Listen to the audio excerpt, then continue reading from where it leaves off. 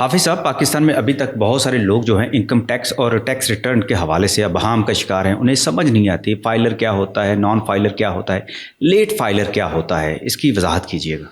عام طور پر فائلر اس شخص کو کہا جاتا ہے جو اپنی ریٹرن، جو سالانہ ریٹرن ہے، وہ ٹائم جو ایف پی آر کی طرف سے دیا جاتا ہے جولائی سے 30 ستمبر کا، اور پھر بعد میں اس میں 1 مہینے کا اضافہ کر دیا جاتا ہے. اپنی ہر سال کی ریٹرن اس ٹائم پیریڈ کے اندر وہ باقاعدگی کے ساتھ جمع کراتا ہے. اس کو ہم فائلر کہتے ہیں. وہ شخص جو اپنی ریٹرن جمع ہی نہیں کراتا سرے سے، اس کو ہم نان فائلر کہتے ہیں. اور وہ شخص جو اپنی ٹیکس ریٹرن سال کے درمیان میں، وہ ٹائم پیریڈ جو ایف پی آر کی جانب سے دیا گیا تھا، یعنی 30 اکتوبر کے بعد، ٹھیک ہے، اور جولائی سے پہلے، اس ٹائم پیریڈ میں کسی خاص وجہ سے وہ فائلر ہوتا ہے اور وہ اپنی ریٹرن جمع کرا کر فائلر ہوتا ہے، ATL چلان جمع کرا کے، اس کو ہم لیٹ فائلر کہا جاتا ہے.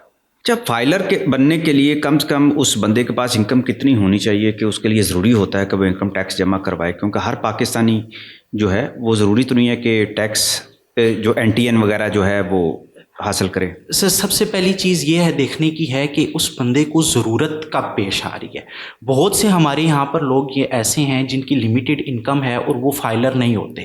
وہ تب ہی فائلر ہوتے ہیں جب ان کو فائلر ہونے کی ضرورت ہوتی ہے، مطلب کہ وہ فائلر ہونے کا فائدہ اٹھانا چاہ رہے ہوتے ہیں. عام طور پر جو آپ کا کوشچن ہے کہ کس شخص کو فائلر ہونا چاہیے، ہر وہ بندہ جو فائلر ہونے کا یا تو فائدہ اٹھا رہا ہے، یا وہ بندہ جس کی انکم جو ہے وہ ٹیکسیبل ہے. اور انکم ٹیکسیبل کس بندے کی ہے؟ جس کی پر منتھ انکم 50,000 سے زیادہ اور ایئرلی انکم جو ہے وہ 6 لاکھ سے زیادہ انکم ہے. وہ بندہ، اس کی انکم جو ہے وہ ٹیکسیبل انکم ہے اور اس کو فائلر ہونا ہے. کتنی اس کی انکم کے اوپر ٹیکس لگے گا؟ سر، جو سیلری پرسن ہے، اس کی جو انکم ہے اس کے اوپر مختلف سلیبز ہیں. سلیبز، جو پہلا سلیب ہے وہ 12 لاکھ تک ہے، اور اس پہ ہر لاکھ کے ساتھ 1,000 کا ٹیکس، یعنی 1% ٹیکس ہے 6 لاکھ پلس کے اوپر. اور اسی طرح جو بزنس انڈیویجول ہے، اس کی 15% ٹیکس ہے. 6 لاکھ تک ایگزمپشن ہے، 6 لاکھ سے 12 لاکھ تک 15% ٹیکس ہے. اور اسی طرح پھر یہ سلیب وائز ٹیکسز جو ہیں وہ زیادہ ہوتے جاتے ہیں. اچھا، عام طور پر یہ جو ہے نان فائلر ہے، اسے کیا نقصان ہو سکتا ہے اگر اس کی انکم محدود بھی ہے اور وہ نہیں فائلر بنتا تو کیا نقصان؟ سر، اس کو کوئی نقصان نہیں ہے. مین چیز یہ ہوتی ہے کہ کچھ جگہیں اب ایسی آ گئی ہیں، جس طرح مثال کے طور پر بینک ہے. اب اس نے، ظاہری بات ہے، ہر انسان کا بینک ہوتا ہے اور وہ بینک سے پیمنٹ نکلواتا بھی ہے، ڈلواتا بھی ہے. زیادہ تر لوگ سیونگ اکاؤنٹس یوز کرتے ہیں، تو اس پہ اس کے ٹیکسز جو ود ہولڈنگ ٹیکس ہے سیونگ اکاؤنٹ کے اوپر، اب وہ نان فائلر کا جو ہے وہ 35% ہے، جبکہ فائلر کا جو ہے وہ 20% ہے. تو وہاں پر اس کو ایک نقصان ہوتا ہے. دوسرا یہ کہ اگر وہ 50,000 سے زیادہ اماؤنٹ کو ودرا کرواتا ہے بینک سے، تو وہاں پر بھی اس کو ایک اضافی رقم جو ہے وہ ٹیکس کی مد میں کٹوانی پڑتی ہے. یہ ایک، اگر وہ جو آپ کا کوشچن ہے کہ لمیٹڈ اماؤنٹ والا شخص اگر وہ فائلر نہیں ہوتا تو اس کو میری نظر میں یہ چھوٹے موٹے نقصان ہوتے ہیں.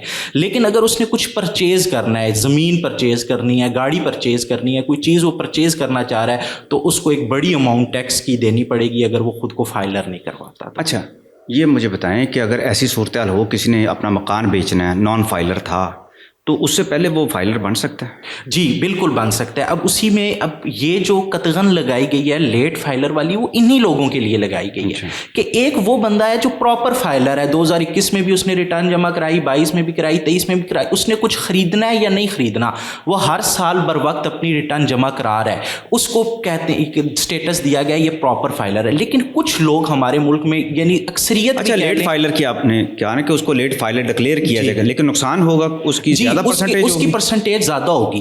اور پرسنٹیج صرف اور صرف پراپرٹی میں ہے. عام طور پر فائلر اور لیٹ فائلر میں کوئی فرق نہیں ہے سوائے پراپرٹی ٹیکس کے. پراپرٹی ٹیکس میں ہر قسم کے جو ود ہولڈنگ ٹیکسز ہیں ان میں 2 سلیب ہیں، ایک فائلر کا اور ایک نان فائلر کا.